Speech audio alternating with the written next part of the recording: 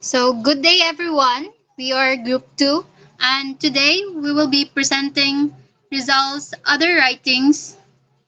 So, these works, although not as widely known as his novels, it reflects his ideas about education, hard work, personal inspiration, and deep love for the country. So, to guide you to our discussion, we have our objectives.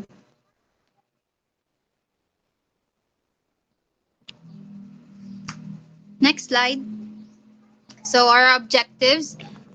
The general objectives is to analyze the selected literary works of Jose Rizal. We have four to analyze and understand their significance in promoting education, patriotism, and national development. Also, our specific objectives is to describe the historical background of each literary work, identify the key themes and messages in True Education or Motherland Receives Light, Hymn to Labor, My First Inspiration, and Mi Ultimo Adios.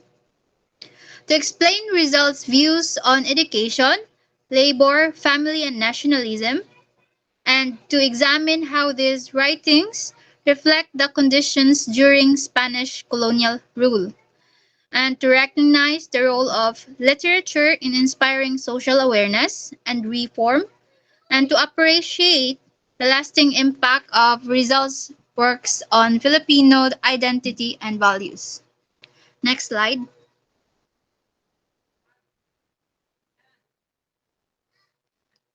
So, we will begin with Through Education, Our Motherland Receives Light, a poem that highlights how education serves as a powerful tool for nation progress and enlightenment. So this will be presented by Atis and Sasing.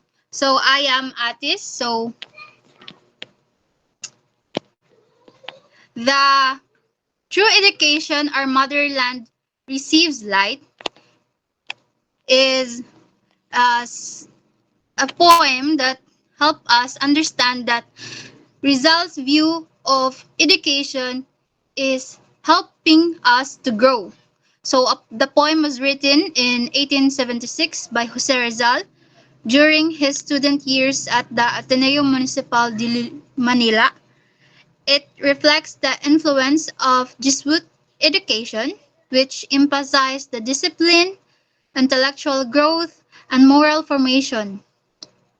So at that time, access to education in the Philippines was limited and largely controlled by Spanish religious institutions. Rizal, however, saw education as a powerful means to uplift the Filipino people under colonial rule.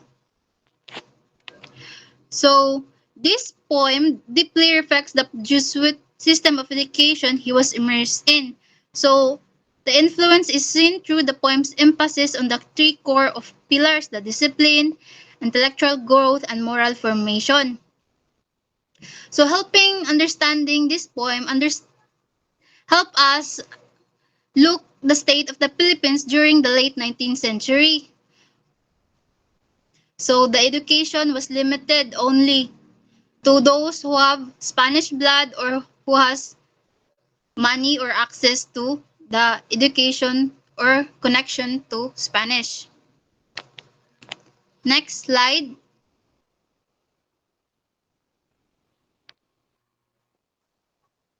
Next slide, please. So our next reporter will be Joseph Sassing. Hello, I'm Sasing. Objectives to emphasize that education enlightens and uplifts the nation, to inspire Filipinos to pursue knowledge and intellectual growth, to promote education as a tool for reform and progress. So, ang kanina yung kuan to emphasize that education to give license and uplift the nation. And ang kaning to inspire Filipinos for pursue knowledge and growth. Then to promote education as a tool for reform and progress para sa kausaban para kausaban og kalambuan. Ya, overview of the piece. The poem portrays education as a source of light that illuminates the path of the nation. It, it, it suggests that ignorance leads to darkness while knowledge leads to nation progress and dignity. So, the poem portrays education as light that guides the nation. So ang kaning kuan ignorance is darkness leading to oppression but knowledge bring dignity and national progress. So education is not only person growth but also for the whole country. Like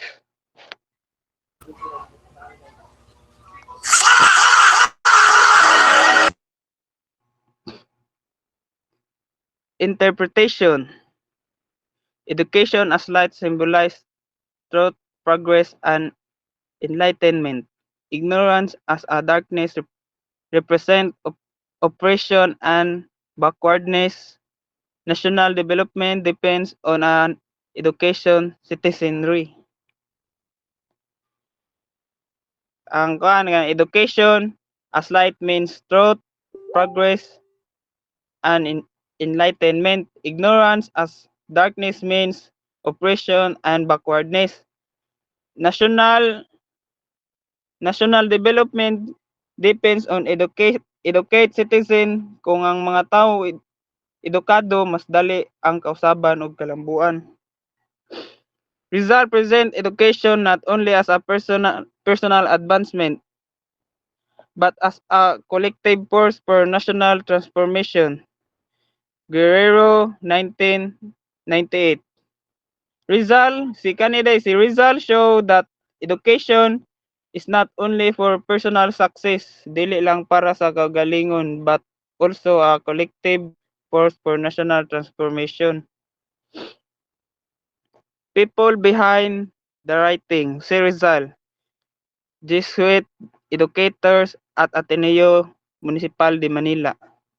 So this poem has written by Jose Rizal, atong national hero.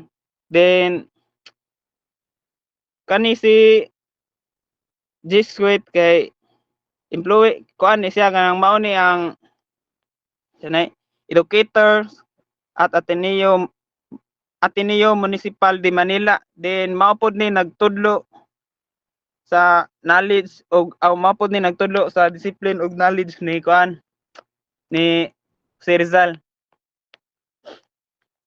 Next.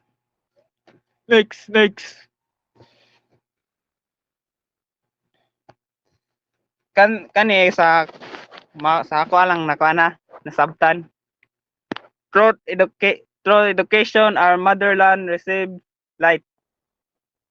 So, education give virtue and glory to the motherland. Murag kahayag nga nahatag og kinabuhi. Then, it's create peace and security. Kung educate ang mga tao, mas stable ang society. Then, it's help youth grow strong and fighting against vice and crime. Education bring honors and virtue. Ang tao nga edukado mahimong good example sa uban. Then it lights goodness even in the hearts and criminals, changing lives from darkness to light. Nya then kuan like a strong rock. Education make a personal invincible guide to nation. Like the morning sun, education gives joy and glory to motherland. Okay, Mara. Our next topic will be Hymn to Labor, which emphasizes the value and dignity of hard work and the important role of workers in building the nation. This will be discussed by Batulan and Bitoon. Let's have Kertrey Batulan to report. Thank you, Miss Atis, for introducing myself. Good morning, Good morning, Miss Mirasol, and to my classmate. So, Hymn to Labor. Hymn to Labor, written by Jose Rizal in 1888 while he was exiled in Dapitan. This poem was composed upon the request of, of the town official. It was intended to inspire the people of Dapitan to value labor and community cooperation. So, objectives to highlight the dignity and importance of labor to encourage unity among workers, to promote economic and social progress through hard work. So, gihimo ni Rizal kay ang main idea gid ani is to show Rizal's important and dignity of labor. He believed that all kind of works, whether physical man or intellectual, are value and should be respect. He wanted to people understand that through hard work, individual can improve their lives and their community grow.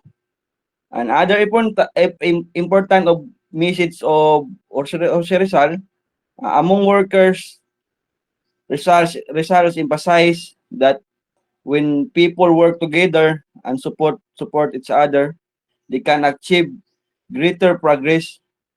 Number one is cooperation is important, not just a personal success, but also for develop of our society.